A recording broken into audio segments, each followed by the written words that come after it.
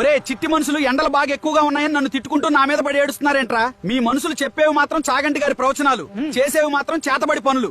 ఊరంతా తారు రోడ్లు సిమెంట్ బిల్డింగ్లు వేసుకుని ఏసీల వేడిగాలి పక్కింటోడి ముఖాన్ని కొడుతున్నారు కదరా. ఇదంతా మీరే చేసుకుని మళ్ళీ సూర్యుడా కూలవ్ అంటే నేను మజ్జిగ పోస్తానారా? మీరు వదిలిన పొగతో ఆకాశానికి మూతపడిపోయి నా వేడి కిందే ఉండిపోయింది.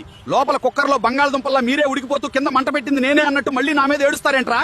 అసలు ఎండ మీద పడకుండా కాపాడేది చెట్లు. సెంటర్ లో ఉన్న మర్రి చెట్లు, రోడ్డు పక్కన వేప చెట్లు అన్ని నరికేసి అద్దాల మేడలు కట్టారు. ఊరంతా అద్దాల మేడలు కడితే గుండు గోలీ సోడాల పొగలు కక్కకుండా ఇంకేమవు. మీ అందరికి ఒక మైండ్ దొబ్బే నిజం చెప్పనా? మీరు తెచ్చుకున్న ఈ ఎండలతో ఏసీలు, ఫ్రిడ్జ్ల కంపెనీలు వాళ్ళు 20,000 కోట్లు, ఐస్ క్రీమ్లు, కూల్ డ్రింక్స్ వాళ్ళు 25,000 కోట్లు దండుకుంటున్నారు. ఇలా ఒక్క ఏసీలు, కూల్ డ్రింక్సే కాదు, దేశం మొత్తం మీద అన్ని కలుపుకుంటే ఈ ఒక్క ఎండాకాలంలోనే 1,00,000 కోట్లకు పైగా వ్యాపారం జరుగుతుంది. మీరు తప్పులు చేసి ఏడుస్తున్నారు, వాళ్ళు 1,00,000 కోట్లు నొక్కుతున్నారు.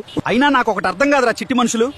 ప్రకృతిని నాశనం చేసి మీరు చేసే తప్పుల్ని క్యాష్ చేసుకుని ఇంకోటి బిజినెస్ పేరుతో మీ జేబులు కొల్లగొడుతున్నాడు. 10 రూపాయల మొక్కకి కక్కుర్తిపడి ఏసీలకి, కరెంటు బిల్లులకి వేలు తగలేస్తున్నారు. ఫ్రీగా వచ్చే గాలిని వదిలేసి ఈఎంఐ కట్టే మీ లాజిక్ తగలయ్యా. తరువాత నన్ను తిట్టడం ఎందుకురా? సరే మరి నాకు టైం అయింది.